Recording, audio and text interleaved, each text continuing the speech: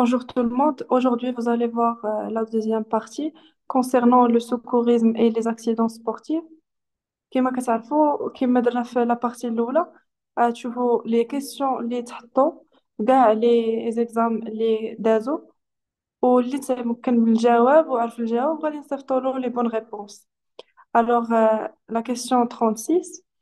Un bon secouriste se doit de A. Les trois réponses sont correctes. B. S'empresser. C. Rester calme et évaluer la situation. D. Se concentrer uniquement sur l'accident. Question 37. Je saigne du nez après un choc à la tête. Que dois-je faire? A. Ne rien faire, ce n'est pas grave. B. Comprimer ma narine et pencher ma tête en avant. C. Mettre la tête en arrière pour arrêter le saignement. D. Comprimer ma narine et pencher ma tête en arrière. Question 38. Une luxation est une A. Étirement des tendons articulaires. B. Étirement des ligaments articulaires. C. Lésion des fibres musculaires. D. Toutes les réponses sont fausses. Question 39. Après une luxation au niveau de l'épaule, la reprise de l'activité physique pour la première fois nécessite immobilisation de A. 3 semaines plus une rééducation progressive. B. 2 semaines plus une rééducation progressive. C. Une semaine plus une rééducation progressive. D. 3 jours plus une rééducation progressive. Question 40. Les fractures des scaphoïdes sont liées à une chute en hyperextension du A. De la hanche. B. Du coude. C. De la cheville. D. Du poignet. Question 41. Concernant la déchirure musculaire, lesquelles sont vraies? A. Rupture d'une seule fibre musculaire. B. Existe en cause précoce. C. Récupération en 4 à 6 semaines. D. Douleur progressive. Question 42. Concernant la fracture de Monteggia, lesquelles sont vraies? A. Fracture MF. B. Fracture MS. C. Fracture tibia avec luxation de la tête fibulaire. D. Fracture n'existe pas. Question 43. Une fracture communitive si A. L'os s'est brisé en plusieurs fragments. B. La fracture forme un angle. C. Elle atteint le travers de l'os. D. Les trois réponses sont vraies. Question 44. Une fissure se définit par A. Une rupture transversale si elle atteint le travers de l'os. B. Une fracture comparable à une fêlure. C. Une fracture atteint le travers de l'os. D. Une fracture dite complète. Question 45. Les entorses de la cheville sont des ruptures des ligaments maintenant la cheville en place. La sévérité de l'entorse dépend des ligaments atteints et de la mesure dans laquelle ils sont étirés ou déchirés. À quelle catégorie, parmi les suivantes, appartient à la majorité des entorses de la cheville? A. Entorse modérée. B. Entorse sévère. C. Entorse légère. D. Entorse très sévère. Question 46. Ils sont des lésions des muscles sans déchirure des fibres musculaires. Ce sont A. La crampe et la contracture. B. La crampe et la contusion. C. La crampe et l'élongation. D. La crampe et l'entorse. Question 47. Une fracture bifragmentaire. Le trait est séparé de les deux fragments, l'un proximal, l'autre distal. A, c'est une fracture complexe. B, c'est une fracture à double étage. C, c'est une fracture plurifragmentaire. D, c'est une fracture simple. Question 48. Une distension ou déchirure ligamentaire. Absence de déplacement osseux. A est une entorse. B est une luxation. C est une contusion. D est une lésion musculaire. Question 49. La perte de contact entre les surfaces articulaires.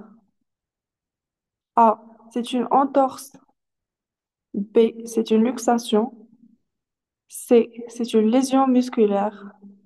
D, c'est une contusion. Question 50. Les luxations de l'articulation de l'épaule surviennent lorsque la tête sphérique de l'os du bras sort de sa cavité ronde dans l'omoplate. Dans quelle direction l'épaule se luxe-t-elle le plus souvent? A. Vers le bas. B. Vers l'arrière. C. Vers l'avant. D. Vers le haut. Question 51. Une entorse est A. Un décalage léger de l'os dans son articulation. B. Une sortie violente de l'os dans son articulation. C. Une atteinte qui peut être un déchirement partiel ou total ou juste un étirement. D. Les trois réponses sont correctes. Question 52. Une déchirure incomplète représente une déchirure d'un nombre plus ou moins important de fibres musculaires, c'est-à-dire un hématome est présent. C. A. La rupture musculo-tendineuse complète. B. Le claquage musculaire. C. L'élongation. D. La déchirure tendineuse. Question 53. Dans la plupart des cas, les lésions musculaires touchent principalement les membres inférieurs, c'est-à-dire mollets, cuisses, ainsi de suite. Lors du shoot dans un ballon, en cas de flexion de hanche et d'extension du genou, c'est A. Lésion musculaire quadriceps. B. Lésion musculaire ischio-jambier. C. Lésion musculaire adducteur. D. Lésion contracture. Question 54. Les fibres musculaires se tendent avec une tension excessive, accompagnée de la douleur viennent ensuite le retrait et la raideur. C. A. La rupture musculaire. B. La déchirure musculaire. C. Le claquage. D. Les trois réponses sont fausses. Question 55. Étirement marqué et déchirure partielle du ligament boiterie, échymose, légère instabilité de la cheville, raideur importante, douleur forte, enflure modérée. A. Durée moyenne de la période de récupération avant la réintégration complète des activités, incluant les activités sportives, 2 à 6 semaines. B. Durée moyenne de la période de récupération avant la réintégration complète des activités, incluant les activités sportives, 4 à 26 semaines. C. Durée moyenne de la période de récupération avec la réintégration complète des activités, incluant les activités sportives, 10 à 14 jours. D. Durée moyenne de la période de récupération avant la réintégration complète des activités, incluant les activités sportives, 5 à 10 jours. Question 56. Que fait en cas d'inconscience? A. Si nécessaire, supprimer les éventuels dangers présents ou écarter-les de manière permanente. B. Avant de vous approcher, assurez-vous d'être en sécurité. C. Pour savoir si vous devez mettre la personne en position latérale de sécurité, c'est-à-dire PLS. D. Les trois réponses sont vraies. Question 57. En cas d'entorse modérée à sévère de la cheville, les ligaments de la cheville sont partiellement déchirés, la cheville est souvent enflée et meurtrie, et la marche est douloureuse ou difficile. À peu près combien de temps nécessite la guérison de ce type d'entorse de la cheville? A. De quelques heures à quelques jours. B. 8 à 12 semaines. C. 6 à 8 semaines. D. De quelques jours à plusieurs semaines. Question 58. Il fait partie des blessures le plus couramment rencontrées dans la vie quotidienne, que ce soit à la suite d'une chute, d'un accident ou d'une activité sportive intense. Les contusions peuvent toucher diverses parties du corps. A. C'est une lésion. B. C'est luxation. C. C'est l'entorse. D. C'est la contusion. Question 59. Un passager est victime d'une fracture des deux os de la jambe. Les lésions concernent A. Le tibia et le péroné. B. Le fémur et le tibia. C. Le fémur et l'humérus. D. Le radius et le cubitus. Question 60. Si vous êtes face à une situation d'urgence, quelle est la première chose à faire? A. Protéger et se protéger. Même dans situation d'urgence, votre sécurité reste la priorité. B.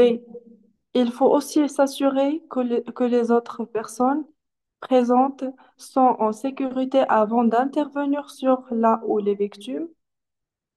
C. Si la zone de l'événement présente des dangers, route passante, feu, objets tranchants, il faut les supprimer ou les écarter de manière permanente.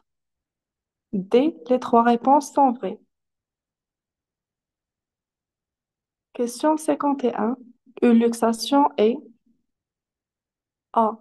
Un décalage léger de l'os dans son articulation. B. Une sortie violente de l'os dans son articulation. C. Une atteinte qui peut être un déchirement partiel ou total ou juste un étirement. D. Les trois réponses sont correctes. Question 62. En cas de suspicion de luxation de l'épaule, quelle est la mesure la plus appropriée en attendant de pouvoir consulter un médecin? A.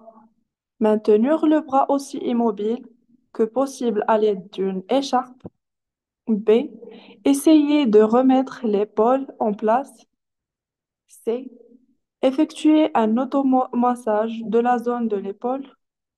D. Appliquer de la chaleur sur l'épaule. Question 63. Si la compression directe au niveau d'un membre est inefficace, A. Je mets en place un garrot.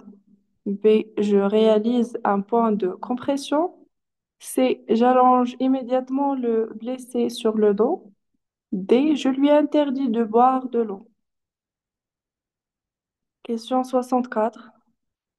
Attention, ne pas faire de pansement compressif lorsque l'endroit qui saigne est situé au niveau A du cou, B de la tête, C du thorax ou de l'abdomen, D, les trois réponses sont vraies. Question 65. Si vous êtes dans le cas d'un accident ou que la personne inconsciente présente des traumatismes, vous devez A. La laisser sur le dos et ne pas la bouger jusqu'à l'arrivée des secours. B. La laisser sur le ventre et ne pas la bouger jusqu'à l'arrivée des secours. C. La laisser en position PLS et ne pas la bouger jusqu'à l'arrivée des secours. D. La laisser sur le côté droit et ne pas la bouger jusqu'à l'arrivée des secours. Question 66.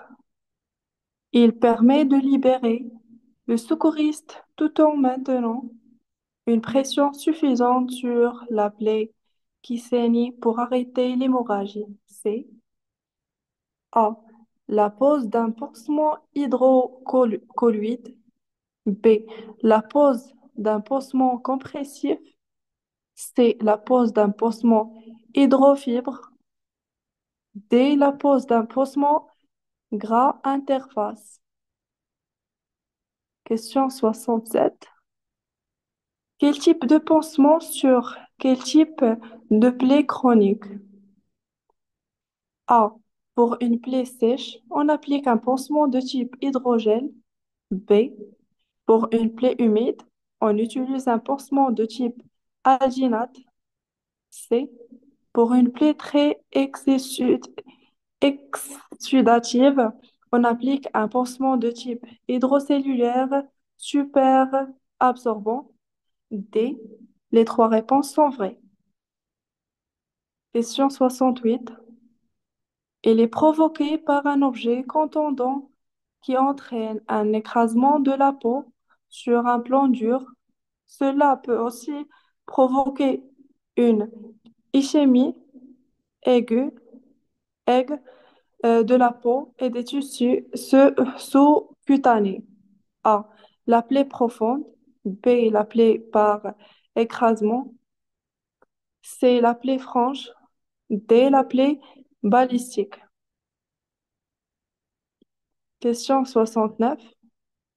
Il se définit comme l'aide ou le traitement d'urgence apporté à une personne blessée et ou prise d'un malaise avant l'intervention d'un service médical.